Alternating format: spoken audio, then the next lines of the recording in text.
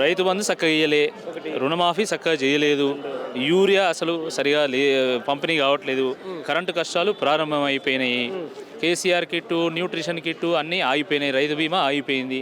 ఇటువంటి ఈ నేపథ్యంలో మనకు అవసరమా అసలు ఈ కాంగ్రెస్ పార్టీ అని చెప్పి బీఆర్ఎస్ పార్టీ ఏ ప్రిపరేషన్ లేకపోయినా, ఒక కాన్ఫరెన్స్ కాల్ కూడా పెట్టకపోయినా, ₹1 ఖర్చు పెట్టకపోయినా బీఆర్ఎస్ పార్టీ సర్పంచ్లు 33% గెలుచుకొచ్చారు.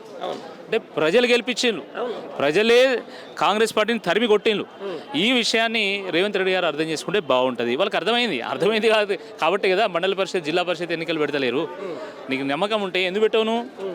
సింబల్ లేని సర్పంచ్ ఎన్నికల్లోనే మీ పరిస్థితి ఇట్లుందంటే, రేపు కారు గుర్తు కనబడ్డాయంటే గుద్దుతే కాంగ్రెస్ పార్టీ నాయకులకు దిమ్మ తిరిగి మైండ్ బ్లాక్ అయిపోవాలి. అట్లుంటుంది పరిస్థితి. అదే ఇప్పుడు మీరేమి ఇట్లా చెప్తా ఉన్నారు? మొత్తం ఈ 2 ఏళ్ల పరిపాలనకు మేము గెలిచిన సర్పంచ్లే మాకు పరాకాష్ట, మమ్మల్ని అద్భుతంగా చూస్తున్నారని చెప్పేసి ఏమో రేవంత్ రెడ్డి చెప్తాడు. మరి ఇక ఏం మాట్లాడతామండి? ఇప్పుడు రేవంత్ రెడ్డి మాటలకు అసలు ఏమైనా పొంతన ఉంటుందా?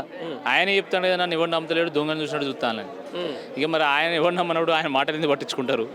ఆయన నిరాశ నిస్పృహలతోని ఈరోజు ఆ రకమైనటువంటి వ్యాఖ్యలు చేస్తున్నాడు. దాంట్లో పసలేదు. నీ పరిపాలన అంత బాగుంటే 2 ఏళ్ల తర్వాత వచ్చినటువంటి ఎన్నికల్ని నువ్వు ఈ రకమైనటువంటి ఫలితాలు ఎట్లా సాధిస్తావు?